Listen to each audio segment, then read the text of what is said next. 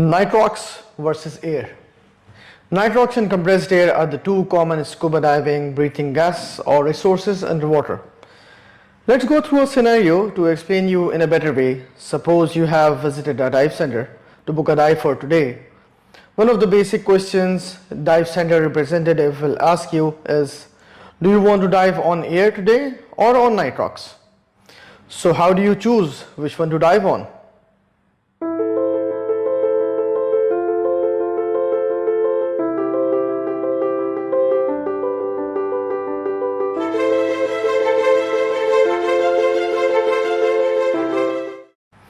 Hello everyone and welcome back to Deep Blue's channel.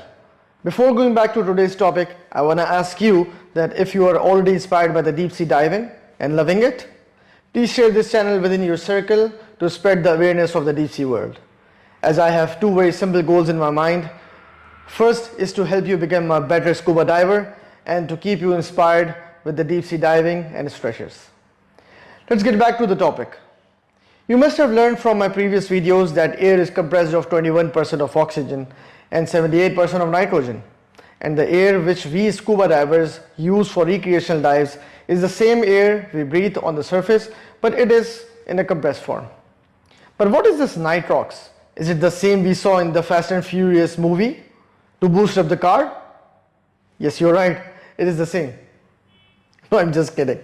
Nitrox is another source of scuba diver to breathe underwater, but the gas composition in the nitrox is slightly different from the air. Nitrox is a combination of two gases, as the name implies, nitrogen and oxygen, where the gas mix is 32% of oxygen or 36% of oxygen and 68% of nitrogen or lesser.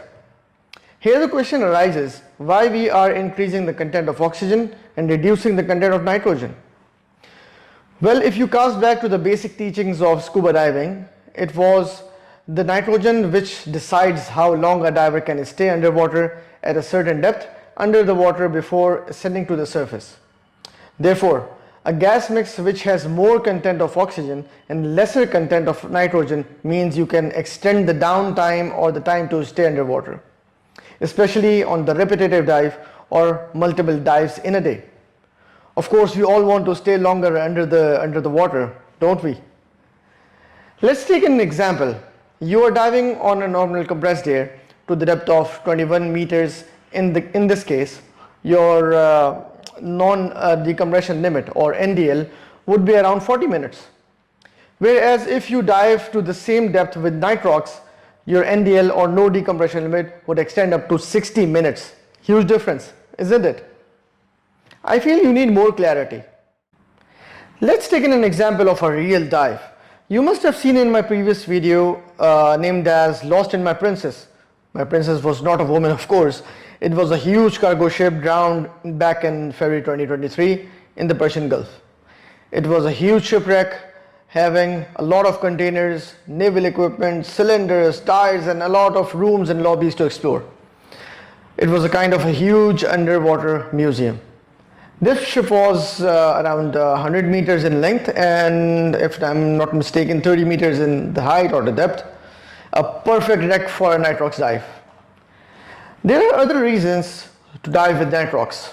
Like some divers say they feel better, more alert and less fatigued after diving on nitrox over a dive on a compressed air. There is no scientific proof on why this should be, and many diving instructors, they say that this is just a thing in their head. Some newbie divers want to look cool and to look techie so that they use nitrox in all of their dives. It is just a benefit for the dive centers commercially, as nitrox gas is a little bit more expensive than the compressed air. Other favors which nitrox offers to the divers are like it is going to keep my surface interval time lower, which is basically the time duration between the one dive to another, to reduce the nitrogen content in your body and allow me to dive in again sooner. Next one is since I will be diving on the second time with the lesser nitrogen content, my subsequent dives will be longer, of course. The third one could be if you need traditional safety margin. Without any doubt, less nitrogen is always better and safer than more nitrogen content.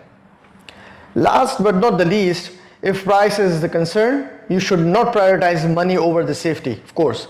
What I mean to say is if nitrox is the right choice for the particular dive, then do not compromise your safety by using commercially less compressed air. Now let's move on to on what occasions I should use compressed air. Hypothetically, the first one could be if there is no nitrox available in the dive center. I know you must be thinking that how is it possible? But I know it's strange, but it is possible because preparation of nitrox requires specialized equipment such as dedicated air compressor systems, pure nitrox and nitrox filtration system, which is quite expensive. Basically, in remote areas of many countries, such as such kind of gas mix, nitrox facility is not really available. So if I have to make a choice between diving on compressed air and not diving at all, of course I will choose to dive on air. Second would be if I am diving to shallow depths where my no decompression limit is not going to be affected, like diving to 10 meters, like diving to the 10 meters depth, the NDL or no decompression limit would be around 90 meters or more. So nitrox is not going to extend my dive time, of course. I will have plenty of air and no decompression time and pretty much enough time to get back to the boat. In such condition, I would dive on air instead of nitrox, of course. So basically, this is all about using nitrox versus air. I hope this video is going to assist you in enhancing your knowledge on basic breathing mediums while diving. Don't hesitate to mention your questions in the comment section. I will see you in the next video. Take care of yourself. Dive safe. See you in the next video. Bye.